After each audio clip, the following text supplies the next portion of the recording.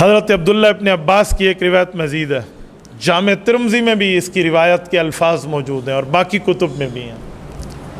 حضور اقدس صلی اللہ علیہ وسلم فرماتے ہیں لا تزول قدم عبد یوم القیامت حتی یسأل عن اربع، فرمائے لوگو زندگی تو تم گزار رہے ہو، قیامت میں تمہارے پاؤں یوں گاڑ دیے جائیں گے اور قدم نہیں ہلا پاؤ گے جب تک 4 سوال نہ ہو جائیں اور ان کے جواب تم سے لے نہ لیے جائیں۔ یہ قبر کے سوالات اور ہیں، یہ قیامت کے سوالات ہیں، یہ آخرت کے سوالات ہیں، یہ میدان محشر کے سوالات ہیں، ان کے قبر کے سوالوں سے تعلق نہیں ہے۔ فرمایا 4 سوال۔ پہلا سوال کیا ہوگا؟ ان عمرہ فیما افناہ، پوچھا جائے گا ہم نے تمہیں زندگی دی ہے، ہم نے تمہیں عمر دیا ہے، عمر کی عمر عزیز دی ہے، بتاؤ اس عمر عزیز کو آپ نے کیسے بسر کیا؟ اس عمر عزیز کو جو آپ کو اچھی عمر ملی اور بہتر عمر ملی، بتاؤ اس بہتر عمر کو ایک پرامن زندگی آپ کو کیسے ملی اور آپ نے اس پرامن زندگی کا کیا معاملہ کیا، اس کو کیسے چلایا؟ یہ سوال ہوگا، اس کا جواب دینا پڑے گا۔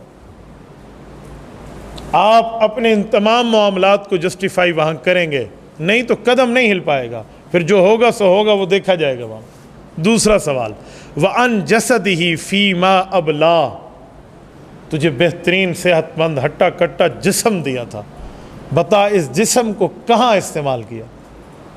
خود جان بوجھ کے اس کو بیمار رکھا، روحانی طور پہ بھی جسمانی طور پہ بھی، گناہوں میں بھی اور بد پرہیزیوں میں بھی، اس کا سوال ہوگا، پوچھا جائے گا کہ آپ نے اپنے جسمانی معاملات کو کہاں تک استعمال کیا، نیکی میں بھی اور گناہ میں بھی۔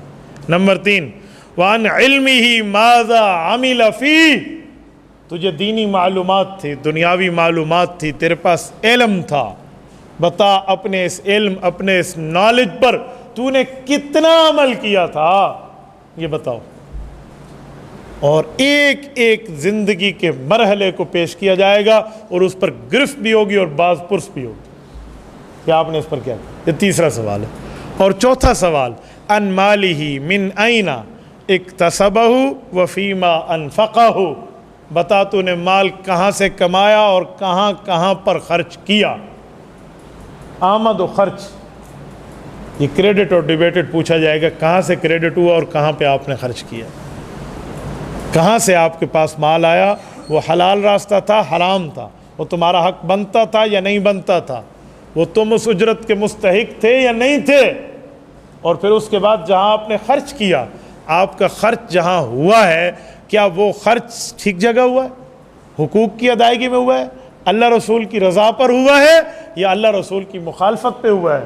غلط جگہ پہ آپ کا مال خرچ ہوا ہے، یاد رکھیں آپ سے آپ کے مال کے بارے میں پوچھا جائے گا۔